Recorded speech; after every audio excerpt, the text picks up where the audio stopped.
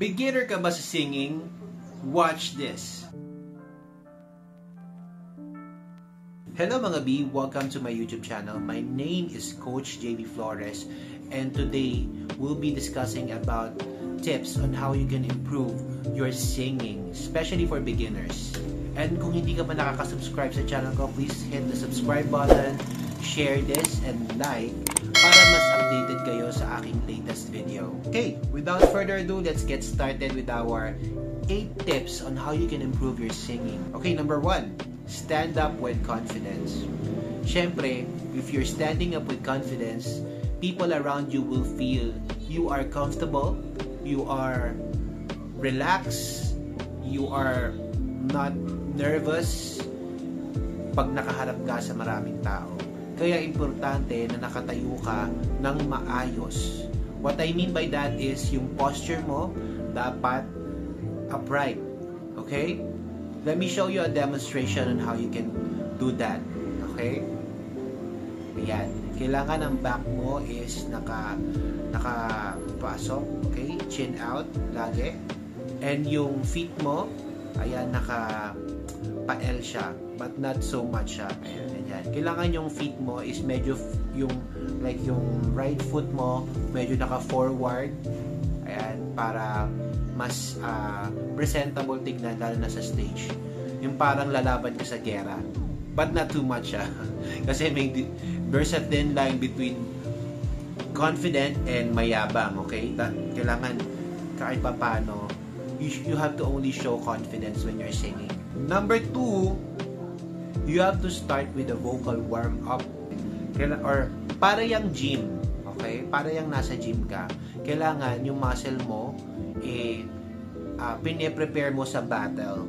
Ang effect nito, syempre, mas magiging effective yung mga, lalo na yung mga high notes, di ba? Yung mga runs and rips mo, ayan, medyo yung belting, di ba? Mas magiging pulido when you start it with a warm-up. Number 3, use proper hand gestures.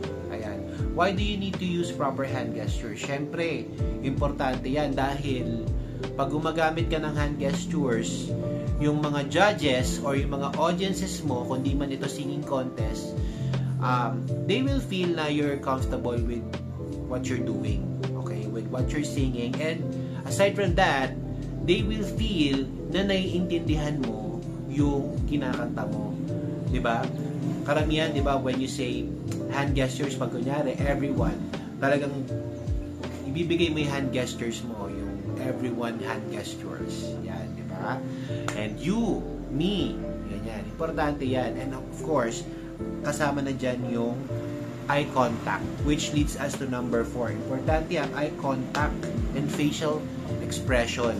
Kasi it makes you feel or it makes your audience feel na you understand what you're singing. Importante yan kasi singing is an art, is a form of art.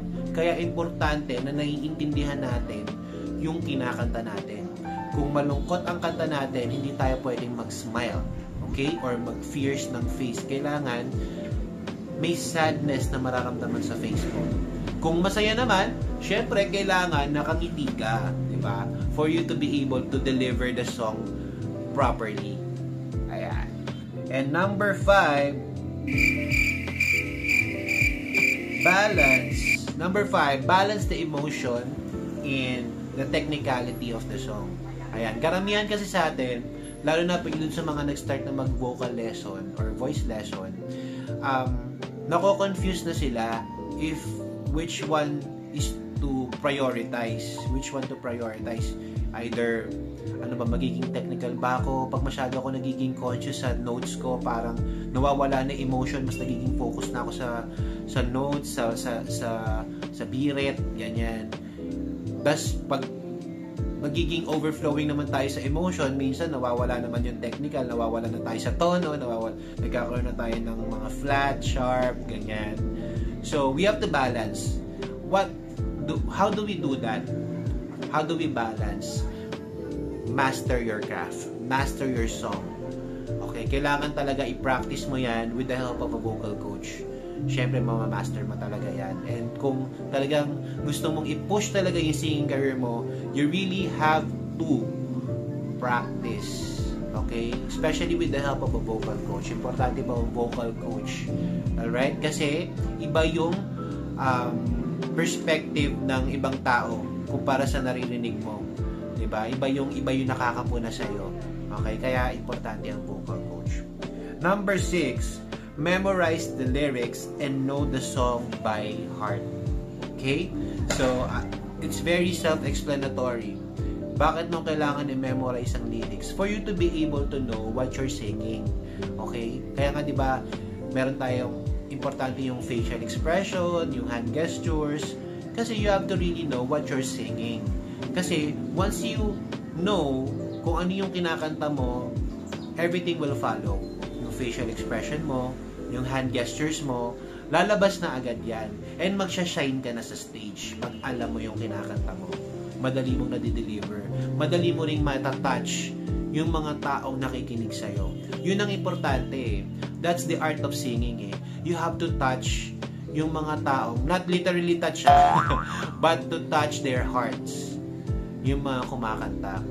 Di ba nga, kagaya nila, let's say for example, nila Sam Smith, nila Jaya, di ba, nila Lani Misalucha, yung mga professional singers, sila Moira, lalo na sila Moira, di ba, yung mga senti songs niya, di ba, it really touches her heart kasi talagang ang bibigat ng lyrics niya at pag kumakanta siya para siyang naiiyak, di ba? Parang naiiyak. Ganun dapat. That's the art of it. That's the art of singing, of music. You have to touch your audience's hearts. Ayan. Number 7 is vocal rest. Yes, vocal rest kasama yan sa tips. Siyempre, pag bago ka kumanta, importante meron kang tulog, meron kang kain, meron kang sapat na rest before you sing or before you join any competition, di ba? So, after mo mag-vocal rest, syempre, magwa-warm up ka. Pero dapat yung vocal rest mo at least magkaroon ka ng 7 to 8 hours sleep. Ayan. And kung gusto mo talagang itodo yung vocal rest mo, pwede kang maging silent for the rest of the day. Yun, ganun. Muna kayo. Sign language. Diba? Sign language muna kayo for the rest of the day para hindi maapektuhan yung boses mo. And then on the next day, pag yung araw na ng competition mo, you can start warming up. Ayan, mag-lip thrill ka. Ayan, importante yan. Lip thrill, yung lip roll, or tongue roll. Ayan, importante yan. And on my next video, I'll be teaching you on how to execute those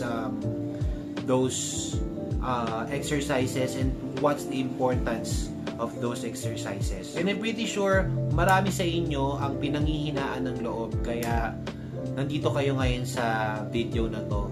And most of the time, may mga tao dyan na natatalo and sa mga competition and sumusuko na, 'di ba? And iniisip nila na parang hindi ito para sa akin, hindi ito para sa akin.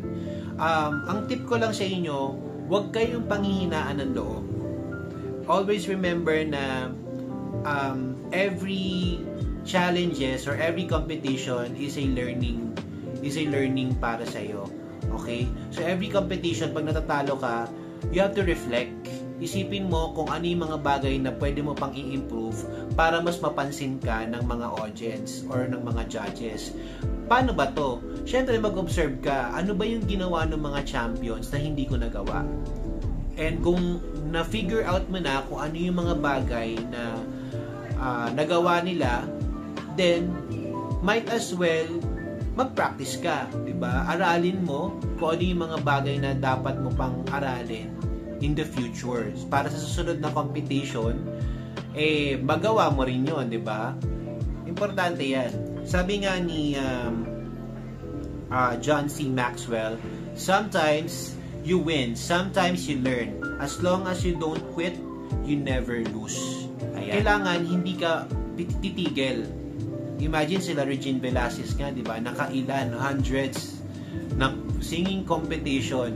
But they never quit, di ba? Sabi niya, natatalo din daw siya. May nananalo talaga.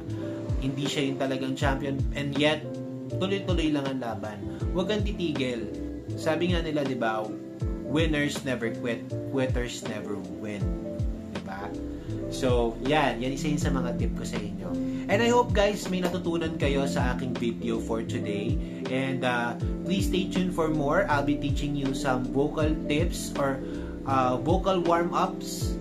Ayan, na makakatulong sa inyo before you join singing competition or any event na pwede nyong salihan. And I hope nakatulong ako sa inyo. Please don't forget again to subscribe to my channel, hit the like button, and comment down kung ano pa yung mga gusto nyong tips na marinig sa akin. Okay? Again, thank you. My name is Coach JV Flores. I hope to see you again on my next video. Thank you and goodbye mga B. See you again. In summary, here are the tips to improve your singing for beginners. Number 1, stand up with confidence. Number 2, vocal warm-up. Number 3, use proper hand gestures. Number 4, make an eye contact. Number 5, use proper facial expression. Number 6, balance emotion and technicality. Number 7, memorize the lyrics by heart. And number 8, vocal rest.